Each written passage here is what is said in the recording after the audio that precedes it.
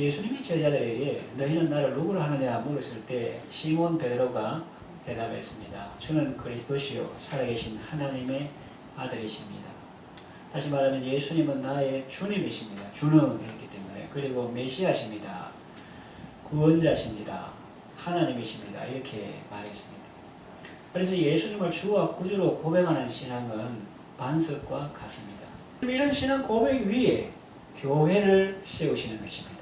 그래서 어떤 건물, 주차장 이런 것보다는 정말로 예수님을 주로 믿고 고백하는 그 신앙 고백 위에 교회를 세우시고 그 사람의 신앙 인격을 세우시고 가정을 세우시고 또 모든 성도들이 그런 신앙을 가지고 있을 때 하나님께서 그 교회를 세우시는 것입니다.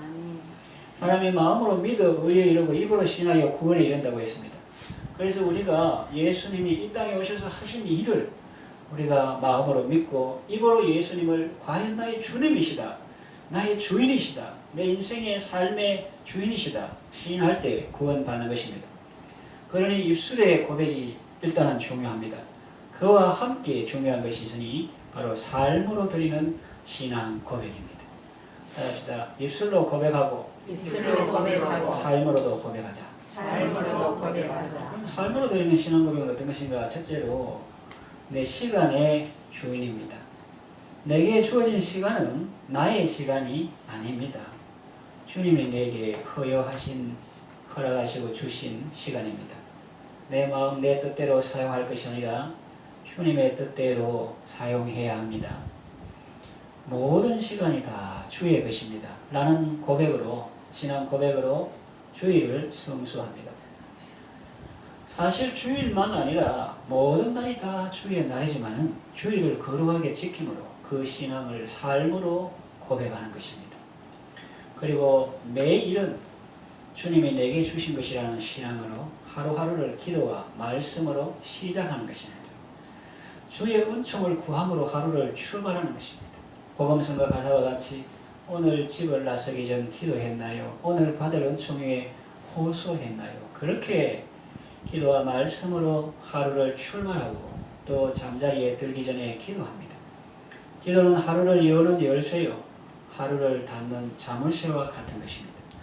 왜 그러냐? 주님이 내 시간의 주인이시기에 그렇게 하는 것입니다. 두 번째 삶으로 드리는 신앙 고백은 주님은 내 물질의 주인이시라는 거예요. 그래서 주님 이렇게 하는 겁니다. 내게 주어진 물질은 나의 것이 아닙니다. 주님이 내게 맡겨주신 물질입니다. 내 마음 내 뜻대로 사용할 것이 아니라 주님의 뜻대로 사용해야 합니다. 모든 것이 주님의 것이라는 신앙의 고백으로 소득의 11조를 구별하게 됩니다. 소득이 있을 때 말이에요. 소득이 없는 사람은 심지어 드려도 이게 아닙니다. 그건 너무 교회가 너무 그렇게 강요하면 안 되고요. 소득이 있을 때 그 11조를 구별해 드리고 소득이라고 했기 때문에 근로소득, 이자소득, 연금소득 이런 것이 다 소득이고 그 외에 자발적인 헌금, 감사금 이런 거는 자기 믿음의 상태에 따라서 할 수가 있는 거죠. 그러면 10의 1만 주님의 것이고 나머지는 다 내 것이다. 그런 말이 아닙니다. 모든 것이 주의 것입니다. 그런 신앙 고백의 열매로 그 중에 1을 드리고 나머지도 하나님의 뜻대로 사용하는 것입니다. 부모님 용돈도 드리고 교회 드리는 것만 하는 게 그런 걸 말하는 게 아니에요. 부모님 용돈도 드리고 가족도 부양하고 생계도 유지하고 선행과 구제도 하는 것입니다. 그런 것이 다 중요한 거예요. 묻는다면 주님이 내 물질의 주인이시기 때문에 그렇게 하는 것입니다. 세 번째 삶으로 드리는 신앙 고백은 내 재능의 주인입니다. 내게 있는 재능은 나의 것이 아닙니다. 주님이 내게 주신 것입니다. 내 마음 내 뜻대로 사용할 것이 아니라 주님의 뜻대로 사용해야 합니다. 운전을 하든지 환경 미화를 하든지 음식을 만들든지 설거지를 하든지 학생들을 가르치든지 그것은 주님이 내게 건강을 주셨고 호흡을 주셨고 재능을 주셨기 때문에 내가 그렇게 섬길 수 있는 것입니다. 그러므로 우리는 그 재능을 가지고 사람을 죽이거나 죄를 짓는 데 사용할 것이 아니라 사람을 살리고 세우는 일에 써야 합니다. 하나님을 섬기는 일에 또 성도를 섬기는 일에 써야 합니다. 가족을 부양하고 자녀들을 돌보고 이웃에 봉사하는 일에 그 재능을 써야 하는 것입니다. 주님이 내 재능의 주인이시기에 그렇게 하는 것입니다. 마지막으로 내 생명의 주인입니다. 자, 예수님이 그 피값으로 나를 사셨습니다. 그러므로 내 생명은 내 것이 아니라 나를 피로 사신 주님의 것입니다. 내 마음대로 하면 안 됩니다. 자살하면 안 됩니다.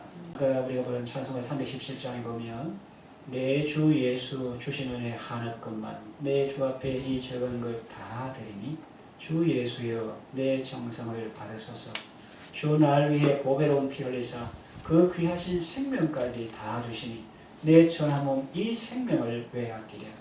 주 날 위해 그 귀하신 몸 버리사 이 내 몸을 피값으로 사셨으니 내 생명도 주 예수님께 바칩니다.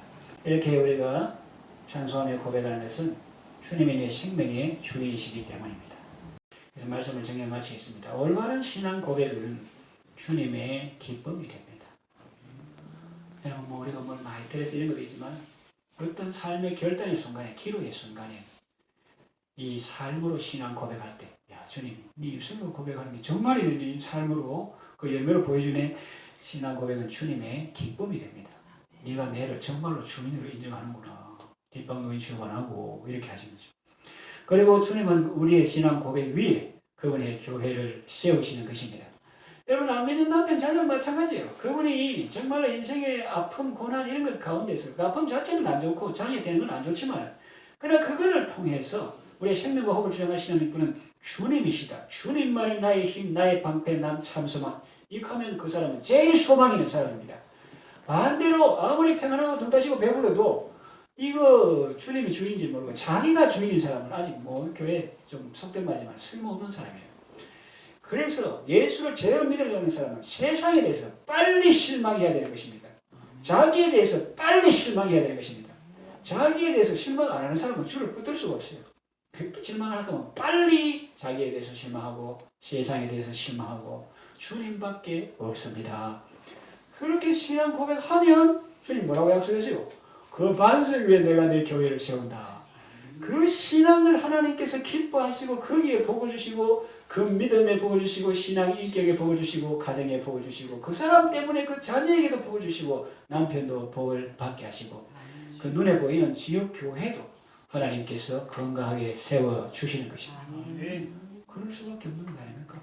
그게 교회의 핵심이요 부자고 능력이지. 교회는 1년 예산이 얼마냐, 그 나오는 성도 수가 얼마냐, 이게 크기가 아닙니다. 진정한 크기는 거기에서 선포되는 진리의 말씀이고 또 예수님이 진정한 능력이요 자산입니다.